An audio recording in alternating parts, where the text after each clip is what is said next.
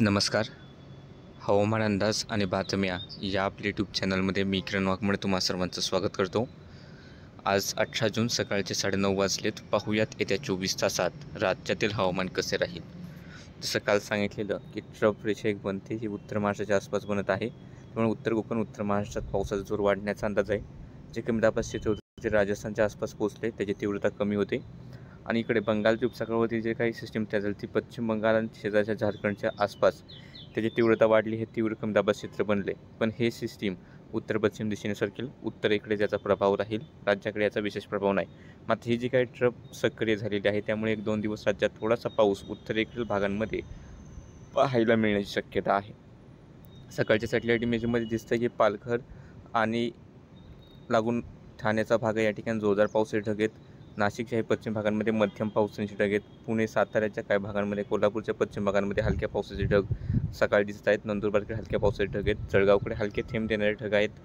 बाकी इतर ठिकाणी विशेष पावसाचे ढग सध्या नाहीत. रत्नागिरी सिंधुदुर्गकडे सुद्धा किंवा रायगडपासून रत्नागिरी सिंधुदुर्ग या ठिकाणी काही अंशी ढगाळ वातावरण आहे. येत्या 24 तासातील जर आपण अंदाज पाहिला तर येत्या 24 तासामध्ये मुंबई, ठाणे, पालघर, रायगडचे उत्तरेकडील भाग मुसळधार ते अतिमुसळधार पाऊस, नाशिक घाट, पुण्याचे घाट, अहिल्यानगरच्या घाटाकडील भाग मुसळधार ते अतिमुसळधार पावसाची शक्यता राहील. त्यानंतर रत्नागिरी, रायगड, सिंधुदुर्गचे राहिलेले भाग गोव्यापर्यंत मध्यम ते जोरदार पावसाची शक्यता राहील. घाटाच्या आसपास पुणे, सातारा, कोल्हापूर, सांगलीचे घाटाच्या आसपास मध्यम ते मुसळधार स्वरूपाचा पाऊस होऊ शकतो. त्यानंतर नंदुरबार, धुळे, नाशिक, अहिल्यानगरचे उत्तर भाग, जळगावचा भाग असेल, बुलढाणा, अकोला, अमरावती या ठिकाणी मेघगर्जनेसह किंवा काही ठिकाणी बिना मेघगर्जनेच्या मध्यम ते जोरदार सरी पाहायला मिळतील.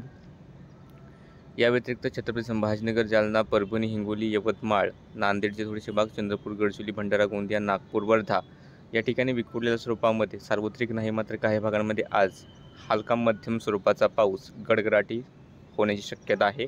तर पुणे, सातारा, सांगली, कोल्हापूर, सोलापूरचे राहिलेले पूर्वेकडील भाग असेल, धाराशिव, लातूर, बीड असेल, अहिल्यानगर दक्षिण भाग असेल, विशेष मोठा पाऊस नाही झाले तर क्वचित हलक्या सरी एखाद्या ठिकाणी होतील. विशेष मोठ्या पावसाचा अंदाज याही भागांमध्ये नाही. बाकी सध्याच्या अपडेटमध्ये इतकंच. दररोजच्या हवामानाचे अंदाज पाहण्यासाठी चॅनल सबस्क्राईब करा, व्हिडिओ लाईक आणि शेअर करायला विसरू नका.